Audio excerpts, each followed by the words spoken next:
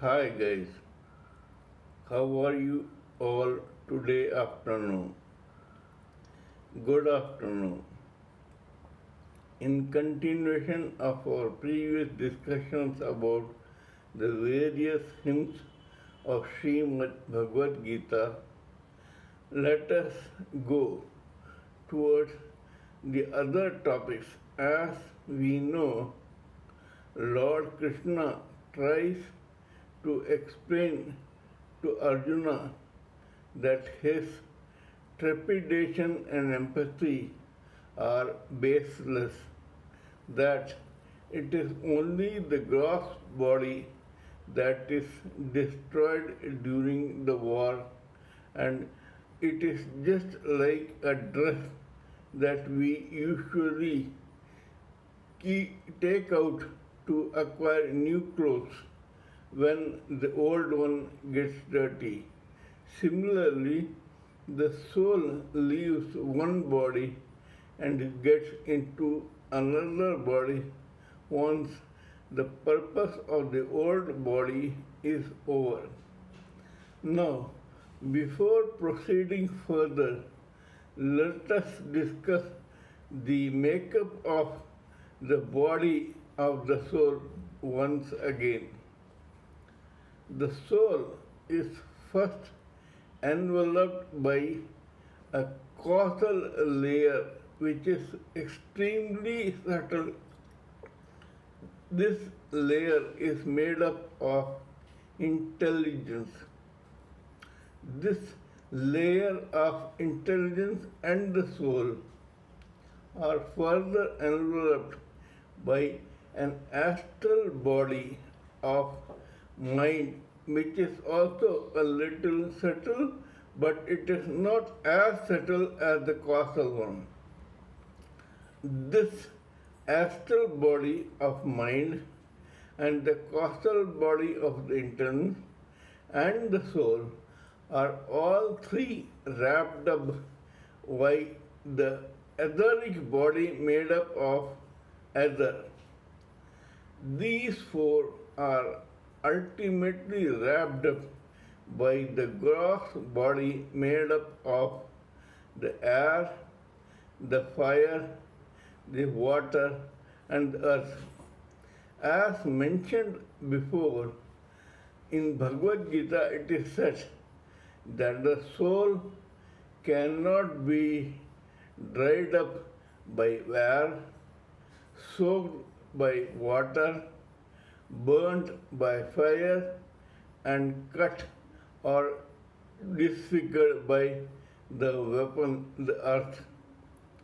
Now, to attain self-realization, an embodied living entity or a living entity with mind-body complex has to go through various yogas.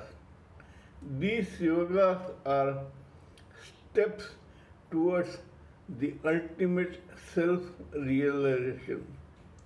These yogas are as follows.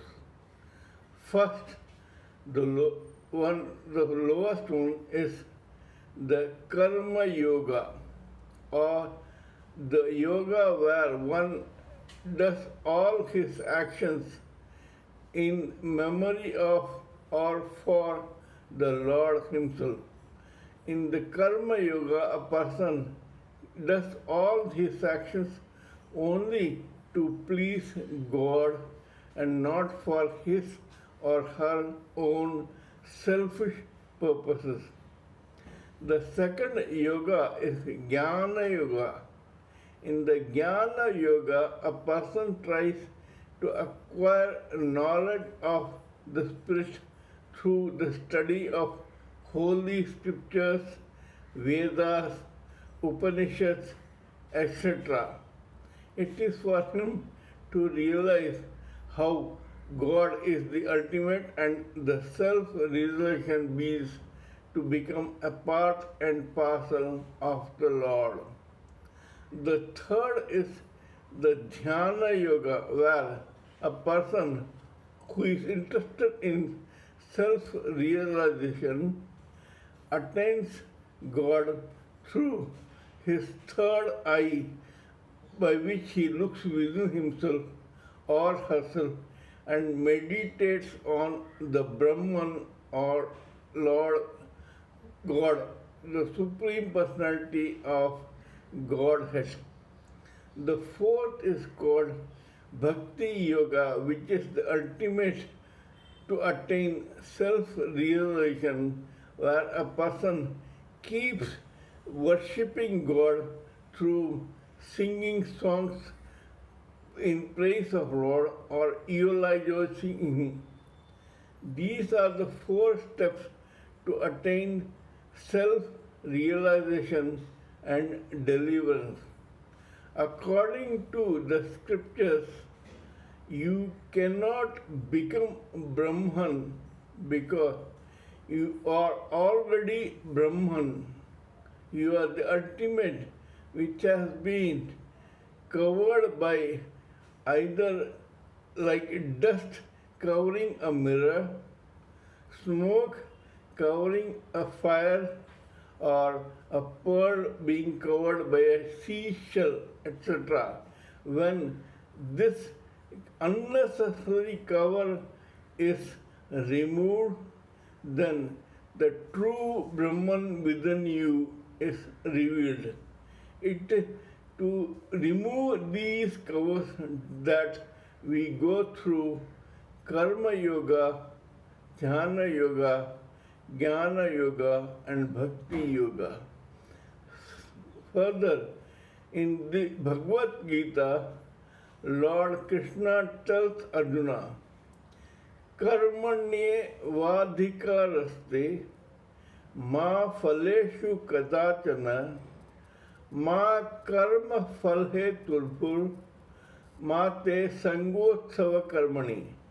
This means that you have only the right to do your duty, but you do not have the right to expect the result to be the way it would be. You don't have the right not to do your duty, and you don't have the right to think that what you want will ever happen. Never be attached to not doing a duty. You just keep doing your duty, and the results will come to you on their own. This means that when you do some action, there are several factors which are not in your control which will decide the ultimate result. Hence, you don't have the right to expect a particular result, but you certainly have the right to do your duty.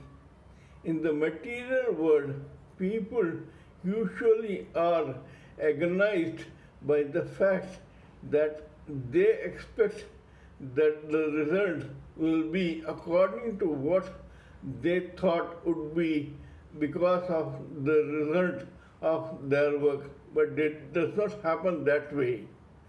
The result is decided by several factors which are not in one's control while doing a duty. This is like a student who gives an examination thinking that he will get 100 out of 100, while it could happen that because of several factors he may get 90 or 80, or he may even fail in the examination because his success or failure in the exam is because of several other factors. This is a small analysis of something that Lord Krishna told Arjuna. Kindly listen to my analysis, put in your own comments and opinions, and kindly join all the three together for the mutual benefit of all. Thank you.